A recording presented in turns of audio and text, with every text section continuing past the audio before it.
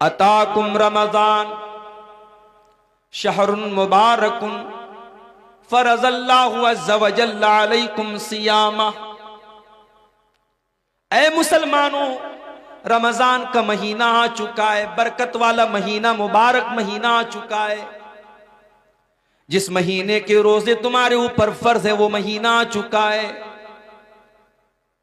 तुफ्तहु फी अब्वाबुस समा, इस महीने में आसमान के दरवाजे खोल दिए जाते हैं। वह तुगलक़ु फी अब्वाबुल जहीम, और जहन्नम के दरवाजे बंद कर दिए जाते हैं।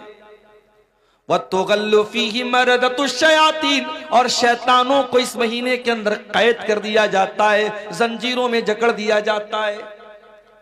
लिल्लाहि फीही लैलतुन हिया खैरुम मिन अल्फि शहर, अल्लाह की कसम इस महीने में एक रात ऐसी है जो 1000 महीने से अफजल है। 1000 महीना 84 साल से भी ज्यादा। एक रात, इस महीने में एक रात, और रात किसको बोलते हैं? मगरिब बाद से लेकर के फजर तक का टाइम, यानी मैक्सिमम 12 घंटा, 12-13 घंटा। ये मगरिब बाद से लेकर के फजर तक का टाइम, ये एक रात, अल्लाह के नबी कह रहे हैं कि इस महीने में एक रात ऐसी है जो बेहतर है 1000 महीने से, 84 साल से बेहतर है। मन हुरिमा खैरहा फकद हुरिम, जो उस महीने, उस रात की भलाई से महरूम हो गया, जिसको शबे कद्र में नेकी करने का मौका नहीं मिला, शबे कद्र में तिलावत करने का मौका नहीं मिला, जो शबे कद्र में रात में तहज्जुद नहीं पढ़ सका, उससे बड़ा महरूम, उससे बड़ा बदनसीब कोई नहीं। वो महीना बिल्कुल दस्तक दे रहा है। 2 दिन के बाद मेरे प्यारे साथियों वो महीना शुरू हो जाएगा। आप शेरशाबादियों में कल्चर है, जब कोई मेहमान आता है तो खाना बाद में देते हैं, पहले उसको नाश्ता पहले कराते हैं। मैंने जो आमतौर से महसूस किया है कि भाई उसको पहले उसमें प्लेट में या डब्बे में थोड़ा सा मीठा रख देते हैं, थोड़ी सी नमकीन रख देते हैं, कुछ ड्राई फ्रूट्स रख देते हैं, कहीं कहीं सेब की कुछ फाके रख देते हैं, अंगूर रख देते हैं। ये एक मेहमान नवाजी का तरीका है आपके शेरशाबादी समाज में। मैं देखता हूं, ये महसूस करता हूं पूरे सीमांचल में। क्यों करते हैं आप ऐसा? कि नहीं भाई हमारे दरवाजे पर मेहमान आया है, और मेहमान अगर बड़ा मेहमान हो, रिस्पेक्टेड हो, सम्मान के लायक हो, तो जाहिर है कि आप और ज्यादा उसकी इज्जत करते हैं। जितना बड़ा मेहमान है उसी के हिसाब से आप तैयारी करते हैं। ऐसा तो नहीं हो सकता कि मेहमान आपके घर में आए और कपड़े इधर पड़े हैं, गंदगी पड़ी है, घर में सफाई नहीं है। अगर ऐसा करेंगे तो यह माना जाएगा कि आपके अंदर मैनर नहीं है, आपके अंदर तौर तरीका नहीं है, तमीज नहीं है। मेहमान आने वाला होता है, हम अपने कमरों को सजाते हैं, अपने घर को सजाते हैं, साफ सफाई करते हैं। ये कॉमन सेंस की बात है जिस पर हम सब अमल करते हैं। मेरे प्यारे साथियों, रमजान का महीना भी तो एक मेहमान बन के आ रहा है। ऐसा मेहमान बन के आ रहा है जो अल्लाह की रहमतें लेकर के आ रहा है। यह महीना हमारे और आपके गुनाहों की बख्शिश का जरिया बन करके आ रहा है। हम अगर चाहें तो इस महीने में अपने गुनाहों को बख्शवा सकते हैं। इस महीने में तरावी की नमाज पढ़ करके हम अल्लाह ताला के मुकर्रब बन सकते हैं। इस महीने का रोजा रख करके अल्लाह से अपने गुनाहों को माफ करवा सकते हैं। इस महीने में कुरान की तिलावत करके अपने गुनाहों के बादलों को हम छांट सकते हैं, साफ कर सकते हैं। होना तो ये चाहिए था, इस महीने के लिए हमारे दिलों में एक एक्साइटमेंट पैदा होती, एक उत्सुकता होती, और हम ज़हनी तौर पर इस महीने के इस्तकबाल के लिए तैयार होते। मगर क्या बात है, लोगों को फिक्र हो रही है कि साहब रमजान आएगा, क्या होगा, दोपहर का खाना कैसे खाएंगे हम। बाज लोग जब रमजान का जिक्र आता है ना तो क्या बोलते हैं, खा लो खा लो, 2 दिन के बाद दोपहर का खाना नसीब नहीं होगा। यानी रमजान का नाम सुनते ही एक कुछ लोगों के दिल और दिमाग में एक मुसीबत आ जाती है कि यार बड़ी मुश्किल वाला महीना आ गया, 13-13 घंटे 14-14 घंटे भूखे रहना पड़ेगा, 1-1 घंटा 1.5-1.5 घंटा खड़े होकर तरावी की नमाज पढ़नी पड़ेगी, सुबह 4 बजे उठ करके सहरी खाना पड़ेगा। औरतों को अलग फिक्र रहती है, हमको ये बनाना पड़ेगा वो बनाना पड़ेगा। अगर रमजान के ताल्लुक से ये निगेटिव सोच, ये मनफी सोच, ये नकारात्मक सोच आपके जहन में है, तो मेरे प्यारे साथियों ये बहुत अफसोस की बात है। अगर आप वाकई में अल्लाह वाले हैं, अगर आप वाकई ईमान वाले, तो आपको खुश होना चाहिए कि अल्लाह ताला आपकी जिंदगी में एक रमजान का महीना और दे रहा है। हमें से बहुत सारे लोग ऐसे हैं, पिछले साल भी नौशाद भाई की दावत पर आपके गांव में आया था, तकरीर करके चला भी गया था, और जहां तक मुझे याद है वो प्रोग्राम भी रमजान के पहले ही हुआ था। पिछले साल रमजान का महीना गुजरा था और आपके गांव के बहुत सारे लोग उस वक्त जिंदा थे जो आज जिंदा नहीं है, अल्लाह को प्यारे हो चुके हैं। उनमें बूढ़े भी होंगे, उनमें जवान भी होंगे, उनमें मर्द भी होंगे, उनमें औरतें भी होंगी। पिछले साल वो हमारे बीच में थे, इस साल हमारे बीच में नहीं है। मौत ने उनको हमसे दूर कर दिया, वो अल्लाह के पास चले गए, और अल्लाह ताला ने हमारी जिंदगी में एक और रमजान का महीना दे दिया है। मेरे प्यारे भाइयों, हम वो खुश नसीब लोग हैं जो अपनी जिंदगी में एक रमजान और देखने वाले हैं इंशाअल्लाह। ये कोई मामूली बात नहीं है, ये अल्लाह ताला का बहुत बड़ा करम है, उसकी बहुत बड़ी कृपा, बहुत बड़ी मेहरबानी, बहुत बड़ी इनायत है कि वो एक रमजान हमको और दे रहा है। और रब्बे काबा की कसम, जिसको जिंदगी में एक रमजान एक्स्ट्रा मिल रहा है, वो उसके बराबर, वो इंसान जिसको उसके मुकाबले में एक रमजान कम मिला हो, वो दोनों कभी बराबर नहीं हो सकते। जिसको 2024 का रमजान मिला और 25 के आने से पहले वो अल्लाह के यहां चला गया, तो वो इंसान आपके बराबर नहीं हो सकता अगर वाकई में आप रमजान को रमजान की तरह गुजारेंगे। आइए मैं एक वाकया आपको सुनाता हूं। इब्ने माजा की सही रिवायत है। हदीस के रावी कौन है? अबू तलहा रजी अल्लाह ताला अन्हु। माफ कीजिएगा, तलहा, अबू तलहा नहीं, तलहा, अबू तलहा अलग है, तलहा अलग है। अबू तलहा अंसारी साहबी है और तलहा मुहाजिरीन में से है। हजरत तलहा रजी अल्लाह ताला अन्हु फरमाते हैं, ये तलहा बिन उबैदुल्लाह कौन है? जो उन 10 सहाबा में से जिनको अल्लाह के नबी ने जन्नत की खुशखबरी सुनाई थी। मैं पूछूं अगर अपने नौजवानों से, अपनी बहनों से, जरा बताओ कि वो 10 सहाबा कौन है जिनको नबी ने नाम लेकर के जन्नती कहा था? तो हमारे बहुत सारे नौजवान हैं जो दाएं बाएं झांकने लगेंगे, नहीं मालूम। उनसे ये पूछ लो कि इंडिया की टीम के 11 क्रिकेटर्स के नाम क्या है, पूरा बता देंगे। आईसीसी की चैंपियनशिप में इंडिया कौन से पायदान पे चल रही है, फौरन बता देंगे। टॉप 1 पर कौन सा बल्लेबाज है, टॉप 1 पर कौन सा गेंदबाज है, फौरन बता देंगे। क्यों? इंटरेस्ट है, शौक है। मोबाइल पर स्कोर देख रहे हैं, मैच देख रहे हैं, शौक है। हमें दीन सीखने का शौक होता तो हमें नबी के सहाबा का नाम भी मालूम होता। अभी एक बच्चे का नाम किसी ने पूछा तो मैंने कहा कि नाम रख दीजिए उसैरिम। आप लोगों ने नाम सुना है उसैरिम? बोलो भाई, सुना है? किसका नाम है? उसैरिम। बहुत प्यारा नाम है। अगर आपके घर में बच्चा पैदा हो, ये नाम रख देना, आगे पीछे कुछ लगा देना, मोहम्मद उसैरिम या अब्दुल्ला उसैरिम। उसैरिम नाम जो है ये उस सहाबी का नाम है जो जंगे बद्र के मौके पर ईमान लाए और ईमान लाते ही जंगे बद्र में शामिल हो गए और अल्लाह की राह में लड़ते लड़ते शहीद हो गए। उलमा ने लिखा है कि ये वो सहाबी हैं जिन्होंने एक टाइम की नमाज भी नहीं पढ़ी थी, ईमान लाए और ईमान लाते ही अल्लाह की राह में लड़ते लड़ते शहीद हो गए और जन्नत में जाएंगे। एक नमाज पढ़े बगैर भी जो जन्नत में जाएंगे, उस सहाबी का नाम है उसैरिम। अलिफ स्वाद या रामीम, उसैरिम। ये नाम रख सकते हैं आप। हमारे सहाबा के नाम पर अपने बच्चों के नाम रखो। 10 सहाबा जन्नती हैं। चलो मैं आपको गिना देता हूं। अबू बकर, उमर, उस्मान, अली, ये तो सब जानते हैं। उसके अलावा साद बिन अबी वक्कास रजी अल्लाह तआला अन्हु, सईद बिन ज़ैद रजी अल्लाह तआला अन्हु, अब्दुर्रहमान इब्न औफ रजी अल्लाह तआला अन्हु, अबू उबैदा इब्न जर्राह रजी अल्लाह तआला अन्हु, तलहा रजी अल्लाह तआला अन्हु, जुबैर रजी अल्लाह तआला अन्हु। ये टोटल 10 सहाबा हैं जिनका नाम लेकर के नबी ने जन्नती होने की बशारत सुनाई। उन 10 में से कौन है? तलहा बिन उबैदुल्लाह। उनकी रिवायत है, और रिवायत कहां है? इब्ने माजा के अंदर, बिल्कुल सही रिवायत है। कहते अल्लाह के नबी के पास 2 लोग आए बहुत दूर से। दोनों ने एक साथ इस्लाम कबूल किया। वो दोनों दोस्त भी हो सकते थे, दोनों पड़ोसी भी हो सकते थे, दोनों भाई भी हो सकते थे, हदीस में उसकी वजाहत नहीं है।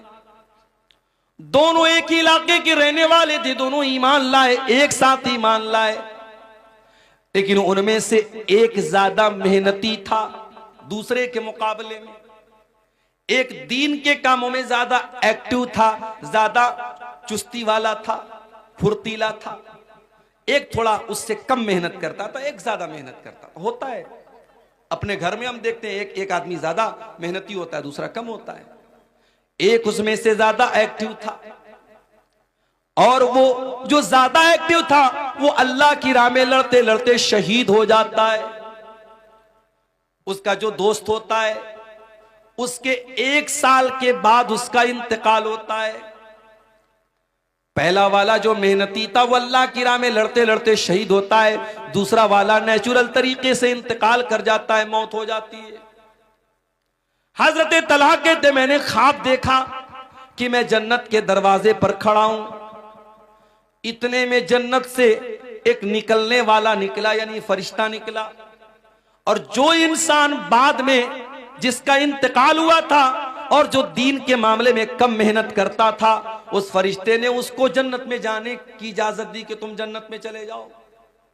उसके बाद उसने उससे कहा जो ज्यादा मेहनती था और अल्लाह की राह में जो लड़ते लड़ते शहीद हुआ था, उससे कहा तुम चले जाओ। उसके बाद वो फरिश्ता मेरे पास आया और उसने कहा फ़इन्नका लम यानी लका बादु, अभी तुम्हारे जन्नत में जाने का टाइम नहीं आया है। हजरत तलहा कहते उसके बाद मेरी नींद खुल गई। मैंने जब अपना ये ख्वाब सहाबा को बयान किया, फ़अजिबू लिज़ालिका, तो सहाबा को बहुत अजीब लगा कि ऐसा कैसे हो सकता है कि जो इंसान अल्लाह की राह में शहीद हो गया और जो दीन के मामले में ज्यादा मेहनत करता था वो बाद में जन्नत में जा रहा है, और जो नॉर्मल तरीके से मरा था वो पहले जन्नत में जा रहा है, ऐसा कैसे हो सकता है। सहाबा को इस बात पर बहुत ताज्जुब हुआ। जब ये बात अल्लाह के नबी तक पहुंची, आपने सहाबा से पूछा कि तुम्हें किस बात पर ताज्जुब हो रहा है। अय अल्लाह के नबी, हमें इसी बात पर ताज्जुब हो रहा है कि जो इंसान बाद में जिसका इंतकाल हुआ था वो जन्नत में पहले कैसे चला गया। आपने फरमाया अलैसा कद मकस बादहु सनतन, जिसका इंतकाल 1 साल बाद हुआ था, क्या अपने भाई के मरने के बाद 1 साल तक उसकी जिंदगी में 1 साल एक्स्ट्रा उसको मिला कि नहीं मिला, 1 साल ज्यादा मिला कि नहीं मिला। हाँ अल्लाह के नबी ज्यादा मिला। अलैसा कद अदरक रमजान व सामा, क्या उसकी जिंदगी में 1 रमजान और ज्यादा मिला कि नहीं मिला। हाँ अल्लाह के नबी 1 रमजान और ज्यादा मिला। क्या उसने जिंदगी में 1 रमजान का रोजा ज्यादा रखा कि नहीं रखा। हाँ अल्लाह के नबी उसने 1 रमजान का महीना रोजा ज्यादा रखा। क्या उसने 1 साल के अंदर अपने भाई के मुकाबले में 1 साल ज्यादा नमाज पढ़ी कि नहीं पढ़ी। हाँ अल्लाह के नबी उसने 1 साल ज्यादा नमाज पढ़ी। आपने फरमाया फमा बैनहुमा अबअदु मिम्मा बैनल अर्दि वस्समा, उन दोनों के मकाम और मर्तबे के बीच में वही दूरी है जो आसमान और जमीन के बीच की दूरी है। ऐ मेरे सहाबा, जिसकी जिंदगी में 1 रमजान और मिल गया उसकी बराबरी कोई कर ही नहीं सकता। उसके उन दोनों के मर्तबे के बीच में उतना ही फासला है जितना आसमान और जमीन के बीच में है। ये हमारी खुशनसीबी है। अल्लाह हमें 1 रमजान और दे रहा है। अल्लाह चाहता, और अभी भी अगर अल्लाह चाहे, रमजान का चांद निकलने से पहले हमारी जान जा सकती है, कोई हादसा हो सकता है, कोई मुसीबत आ सकती है, कोई बीमारी आ सकती है। अल्लाह ताला हमें तौफीक दे रहा है कि हमें 1 रमजान और मिल रहा है। इसीलिए सहाबा किराम क्या करते थे, ताबईन क्या करते थे, वो रमजान का इंतजार किया करते थे और अल्लाह से दुआ किया करते थे, अल्लाहुम्मा बल्लिगना रमजान, आय अल्लाह तू रमजान तक हमको पहुंचा दे। आय अल्लाह इतनी जिंदगी दे दे, इतनी सांसें दे दे कि रमजान का महीना हमको मिल जाए। और रमजान में सारी मेहनत करते थे, अमल करते थे, और जब रमजान गुजर जाता था तो दुआ करते थे, अल्लाहुम्मा तक़ब्बल मिन्ना रमजान, आय अल्लाह हमने रमजान में जो तरावी की नमाज पढ़ी, जो रोजा रखा, जो तिलावत की, जो एतकाफ किया, जो भी हमने नेकी की, आय अल्लाह तू हमारी नेकी को कबूल कर ले। 6 महीना इंतजार करते थे रमजान का, और 6 महीना रमजान में जो इबादत करते थे उसकी कबूलियत की दुआएं किया करते थे। कौन? सहाबा, ताबईन और इस उम्मत के असलाफ। मेरे प्यारे साथियों, हम वो खुश नसीब लोग हैं, हमें रमजान का महीना मिला है। अगर हमारे दिमाग में एक्साइटमेंट नहीं है, रमजान को लेकर के हमारे दिमाग में कोई तैयारी नहीं है, तो ये खतरे की घंटी है। हमें ये समझ लेना चाहिए कि हमारा ईमान बहुत कमजोर है। इसीलिए अल्लाह ताला कुरान में मुनाफिकों के बारे में कहता है, वलौ अरादुल खुरूज लअद्दू लहू उद्दतन। ये मुनाफिक लोग जो बहाना करते हैं कि हमारे पास जाने का सामान नहीं था, हमारे पास तैयारी होती तो हम भी जंग के मैदान में जाते, हम भी जंगे तबूक में शामिल होते। ऐ नबी, ये मुनाफिक लोग झूठ बोल रहे हैं। वलौ अरादुल खुरूज लअद्दू लहू उद्दतन, अगर वाकई में इन मुनाफिकों ने तैयारी, अगर इनको जाने का इरादा होता तो इन्होंने तैयारी की होती। वलाकिन करिहल्लाहुम बिआतहुम फतब्बतहुम, लेकिन अल्लाह ताला को मंजूर यही था, ये काहिल लोग हैं, ये कामचोर लोग हैं, ये सुस्त लोग हैं। अल्लाह ताला को मंजूर ही नहीं था कि ये आपके साथ जंग के मैदान में जाएं, इसलिए अल्लाह ताला ने इनको बिठा दिया। वक़ील क़ुदू माल क़ौमिल क़ाइदीन, अल्लाह ने इनसे कह दिया कि जाओ, जो बैठ गए तुम भी उनके साथ बैठ जाओ, तुम्हें मोमिनों के साथ जाना नसीब नहीं होगा। इसलिए मेरे प्यारे साथियों, रमजान के महीने को लेकर के अगर दिल में एक तैयारी नहीं है तो हमारे और आपके लिए बहुत खतरे की घंटी है। मेरे साथ रमजान का महीना वो महीना है, नबी अकरम मिंबर पे चढ़ते हैं। अबू हुरैरा रज़ी अल्लाह ताला अन्हु हदीस के रावी हैं। आप मिंबर पे चढ़ते हो और 3 मरतबा फरमाते आमीन आमीन आमीन। साहबा कहते हैं, अल्लाह के नबी क्या बात है, आप आमीन क्यों बोल रहे हैं 3 बार? आपने कहा, जब मैंने मिंबर की पहली सीढ़ी पर कदम रखा, जिब्रील आए और उन्होंने कहा कि जो इंसान रमजान का महीना पाए फलम युगफर लहू, और उसकी बख्शिश न हो सके, फकद अबदहुल्लाह, अल्लाह ताला अपनी रहमत से दूर कर दे उस इंसान को, बर्बाद हो जाए वो इंसान जो रमजान का महीना पाए और अपनी बख्शिश न करवा सके। जिब्रील ने ये बद्दुआ की और मुझसे कहा कि आमीन कहो, तो मैंने आमीन कहा। फिर जब मैं दूसरी सीढ़ी पर पहुंचा, जिब्रील ने कहा कि जो अपने माँ बाप में से दोनों को या किसी एक को बुढ़ापे की हालत में पाए और उसके माँ बाप उसको जन्नत में दाखिल न कर पाए। बड़ा मसला है मेरे भाई। माँ की तरफ से आज मदरसे में चंदा देने को हम तैयार हैं, बाप की तरफ से मस्जिद बनवाने को तैयार है, ट्यूबवेल बनाने को तैयार है। माँ जिंदा होती है तो माँ के ऊपर 5 रुपया खर्च करने में भी हमारा दिल घबराता है। बाप जिंदा है तो बाप को 100 रुपया देने में भी हमारी जान निकलती है। और माँ के मरने के बाद और बाप के मरने के बाद बड़ी मोहब्बत हमारे दिल में पैदा हो जाती है और मस्जिदें बनवाते हैं, मदरसे बनवाते हैं। माफ करना मेरे प्यारे साथियों, जितना खर्च आप माँ बाप के मरने के बाद उनको सवाब पहुंचाने के लिए करते हैं, अगर उनकी जिंदगी में उतना खर्च करते तो शायद आप जन्नत में चले जाते। माँ बाप की कदर करो मेरे भाइयों, उनकी जिंदगी में उनको रुलाना, उनकी आंखों में आंसू लाना और मरने के बाद उनकी तरफ से बड़े बड़े चंदे देना और उनके लिए बैठ के दुआएं करना, उनकी कब्र पे जाके रोना, ये ढकोसलेबाजी और कुछ नहीं है। माफ कीजिएगा, माँ बाप की जिंदगी में कदर करो मेरे साथ। जिसको बुढ़ापे में माँ बाप मिले और माँ बाप उसको जन्नत में दाखिल न कर पाए, अल्लाह के नबी कहते, जिब्रील ने कहा अबअदहुल्लाह, अल्लाह ताला ऐसे इंसान को अपनी रहमतों से दूर कर दे। जिब्रील ने बद्दुआ की और मैंने कहा आमीन। उसके बाद जब मिंबर की तीसरी सीढ़ी पर मैं चढ़ा तो जिब्रील ने कहा, वो इंसान जिसके सामने ऐ नबी आपका नाम लिया जाए, जिसके सामने मोहम्मद कहा जाए सल्लल्लाहु अलैहि वसल्लम, और वो आपका नाम सुनने के बाद आपके ऊपर दरूद न पड़े, सल्लल्लाहु अलैहि वसल्लम न पड़े, उस इंसान के ऊपर भी अल्लाह की लानत बरसे, उस इंसान को भी अल्लाह अपनी रहमत से दूर कर दे। जिब्रील ने यह बद्दुआ की और मैंने आमीन कहा। ये 3 बद्दुआएं थीं जो फरिश्तों के सरदार ने बद्दुआ की थी और नबी ने आमीन कही थी। मेरे प्यारे साथियों, कितना बड़ा बदनसीब है वो इंसान जिसकी जिंदगी में रमजान का महीना आए और वो अब अल्लाह ताला के यहां अपनी बख्शिश न करवा सके। और ये भी याद रखिए, कुरान करीम में अल्लाह ताला ने अगर किसी एक महीने का नाम लिया है तो वो भी सिर्फ और सिर्फ रमजान का महीना है। महीने तो 12 हैं मगर अल्लाह ने सिर्फ एक महीने का नाम लिया है और वो महीना रमजान का महीना है। और जब अल्लाह ने रमजान के महीने का नाम लिया कुरान के दूसरे पारे में तो क्या कहा अल्लाह ने? अल्लाह ने ये नहीं कहा रमजान रोजे का महीना है, अल्लाह ने ये नहीं कहा रमजान तरावी का महीना है, अल्लाह ने ये नहीं कहा रमजान एतिकाफ का महीना है, अल्लाह ने ये नहीं कहा रमजान ज़कात का महीना है। अल्लाह ने फरमाया शहरु रमज़ान अल्लज़ी उन्ज़िला फ़ीहिल कुरान, रमजान का महीना वो महीना है जिसमें कुरान उतारा गया।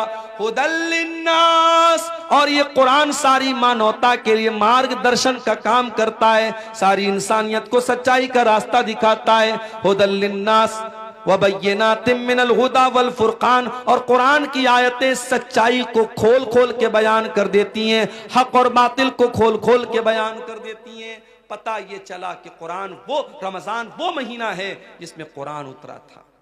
अच्छा, अब एक सवाल ये पैदा होता है कि कुरान तो इकट्ठा नहीं उतरा, कुरान तो अल्लाह के नबी के ऊपर थोड़ा थोड़ा 23 साल में उतरा, तो फिर इसका क्या मतलब है कि कुरान रमजान के महीने में उतरा? तो इसको भी नोट कर लो कि कुरान 2 तरीके से उतरा है। एक तो कुरान लौहे महफूज से मुकम्मल आसमान दुनिया पर, ये जो आसमान हमको नजर आता है ना, ये जो पहला आसमान है इसका नाम आसमान दुनिया है। दुनिया मतलब करीब, क्योंकि ये आसमान हमसे सबसे ज्यादा करीब है इसलिए इसको आसमान दुनिया कहा जाता है। इसके ऊपर 6 आसमान और हैं। तो अल्लाह ताला ने लौहे महफूज से आसमान दुनिया पर जो कुरान उतारा है वो रमजान के महीने में उतारा है अपने प्यारे नबी के ऊपर, रमजान के महीने की आखिरी अशरे की किसी रात में। और वो रात कौन सी है?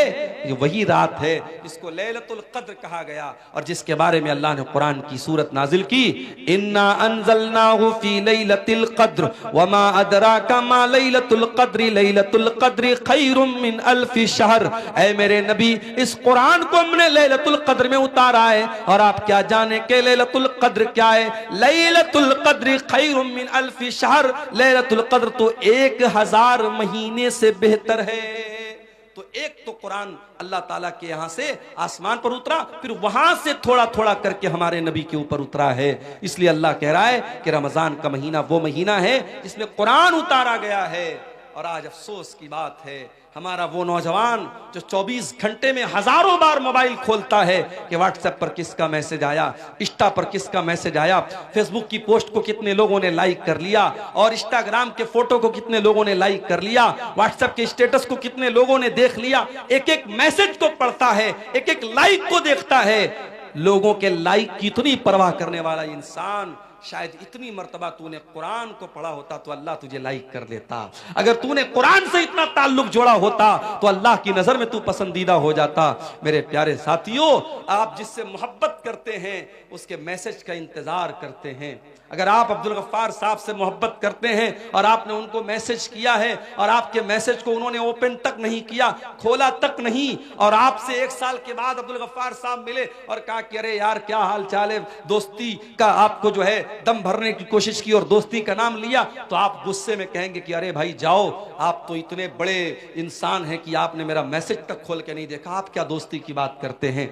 दुनिया में हम देखते हैं कि दोस्त का मैसेज आता है तो ऐसा नहीं हो सकता कि हम दोस्त भी माने और उसका मैसेज इग्नोर कर दें। मेरे प्यारे साथियों, अल्लाह का कलाम और अल्लाह का मैसेज है ये कुरान, और ये कुरान आज हमारे घरों में गर्द खा रहा है, धूल और मिट्टी खा रहा है।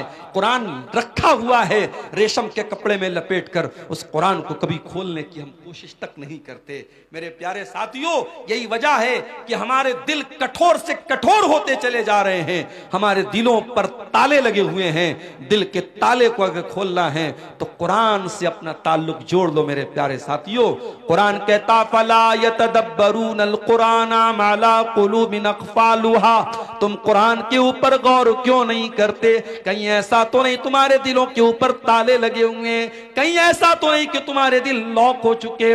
तुम्हारे दिल का पासवर्ड कुरान है, तुम्हारे दिल का पैटर्न कोड कुरान है। तुम्हारे दिल के लॉक को अनलॉक करने का तरीका कुरान के अंदर गौर करना है। जब तुम कुरान के ऊपर गौर करोगे तो तुम्हारे दिल का लॉक खुल जाएगा।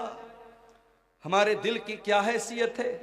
कुरान तो वो किताब है, अल्लाह कहता है लौ अंज़लना हाज़ल कुरान अला जबलिन, इस कुरान को हमने किसी पहाड़ के ऊपर भी उतारा होता, लरअयतहु खाशिअम मुतसद्दिया, तो तुम देखते कि पहाड़ भी अल्लाह के खौफ से रेजा रेजा हो जाता। तरावी पढ़ाने वाले को कितना पैसा देते हो? बाज जगहों पर तो साहब मसला लोग पूछते हैं, मौलवी साहब तरावी पढ़ाने वाले को पैसा देना जायज है कि नहीं? अच्छा, मतलब तुम ये पूछ रहे हो कि तरावी पढ़ाने वाले को पैसा देना जायज है कि नहीं? वो बेचारा पूरे महीने खड़ा होकर के तरावी की नमाज में कुरान पढ़ा रहा और तुम उसको चंद पैसे देते हो, तो मसला पूछ रहे हो कि पैसा देना जायज है कि नहीं? शर्म आनी चाहिए और चुल्लू भर पानी में डूब मरना चाहिए। फ्री है। झाड़ू लगाने वाला भी आपके मोहल्ले में आता है तो उसकी तनख्वाह लेता है।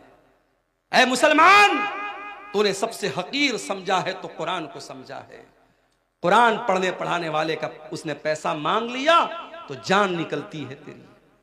पिछले साल एक न्यूज मैंने पढ़ी थी, गुजरात में अहमदाबाद में एक हाफिज साहब ने तरावी की नमाज पढ़ाई थी। उनको वहां की जो मस्जिद के मुसल्लियान थे, किसी ने खुश होकर के 4 व्हीलर दे दी थी। 4 व्हीलर की चाबी के साथ हाफिज साहब का फोटो आया। हमारे यहाँ तो लोग सुन करके साहब बेहोश हो जाएंगे, अरे तरावी पढ़ाने वाले को 4 व्हीलर मिल गई। तरावी पढ़ाने वाला, कुरान पढ़ने वाला, कुरान पढ़ाने वाला तुम्हारी नजर में हकीर होगा, मेरे रब की नजर में वो हकीर नहीं है। मेरे प्यारे साथियों, मेरे रब की नजर में कुरान पढ़ाने वाले का इतना ऊंचा मकाम है, नबी की नजर में इतना ऊंचा मकाम है। अल्लाह के नबी फरमाते खैरुकुम मन तअल्लमल कुरान व अल्लमहु, तुम में सबसे बेहतरीन इंसान वो है जो कुरान को पढ़ता है, पढ़ाता है, कुरान को सीखता है, सिखाता है। याद रखो मेरे प्यारे साथियों, आप कब्र में जाएंगे वहां भी ये कुरान आपके काम आएगा। कब्र में सवाल पूछा जाएगा, मुनकर नकीर सवाल पूछेंगे, मन रब्बू का, तेरा रब कौन है? मन नबियों का, तेरे नबी कौन है? माँ दीनों का, तेरा दीन क्या है? 3 सवाल होगा कब्र में, 3 सवाल होगा। और माफ करना, इन तीनों सवालों का जवाब मैथमेटिक्स की किताबों में नहीं मिलेगा, साइंस और जियोग्राफी की किताबों में नहीं मिलेगा, हिस्ट्री की किताबों में नहीं मिलेगा, भूगोल की किताबों में नहीं मिलेगा। इन तीनों सवालों का जवाब कहां मिलेगा?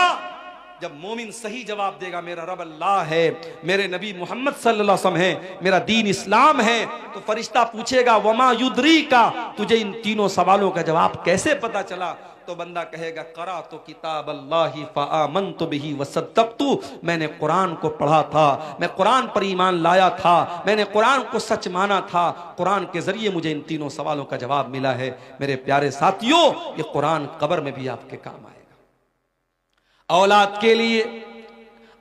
के लिए मेहनत करने वालों, अपनी औलाद को सुख देने के लिए हराम की जायदाद पर कब्जा करने वालों, दूसरों की जमीन हड़पने वालों, सूद और ब्याज का पैसा अपने घर में ला करके अपनी औलाद को पालने वालों, तुम भी कान खोल करके सुन लो, कयामत के दिन ये औलाद भी तुम्हारे काम नहीं आएगी, औलाद भी काम नहीं आएगी। कुरान कहता है यौम यफिरुल मरउ मिन अखी व उम्मिही व अबी व साहिबतिही व बनी, कयामत के दिन इंसान अपनी माँ को देख करके भागेगा, अपने बाप को देख करके भागेगा, अपनी बीवी को छोड़ करके भागेगा, अपने भाई को छोड़ करके भागेगा, अपनी बीवी बच्चों को छोड़ करके भागेगा, अपनी औलाद को छोड़ करके भागेगा। क्यों भागेगा? लिकुल्लि इम्रिइम मिनहुम यौमइज़िन शानु युग़नी, इसलिए कि कयामत के दिन किसी के पास इतनी फुर्सत नहीं होगी कि वो दूसरे का हाल चाल ले। कयामत के दिन तो नफ्सी नफ्सी का आलम होगा, हर इंसान को अपनी पड़ी होगी, वहां औलाद भी आपके काम नहीं आएगी। लेकिन एक चीज कयामत के दिन भी काम आएगी। कौन सी चीज? अल्लाह के नबी फरमाते हैं इक़राउल कुरान, ओ लोगों कुरान पढ़ा करो, फ़इन्नहु याती यौमल क़ियामति शफ़ीउन लिअस्हाबिही, इसलिए कि कयामत के दिन कुरान आएगा तुम्हारे हक में सिफारिश करेगा रहेगा, कुरान तुम्हारे लिए लड़ेगा अल्लाह की बारगाह में और कहेगा अल्लाह, जब दुनिया रात में सोया करती थी तेरा ये बंदा रात में कुरान पढ़ा करता था, जब दुनिया दिन में काम और धंधे में लगी रहती थी ये बंदा खाली टाइम में कुरान पढ़ा करता था। कुरान आपके लिए लड़ेगा और कुरान आपके लिए हुज्जत बनेगा, दलील बनेगा क़यामत के दिन।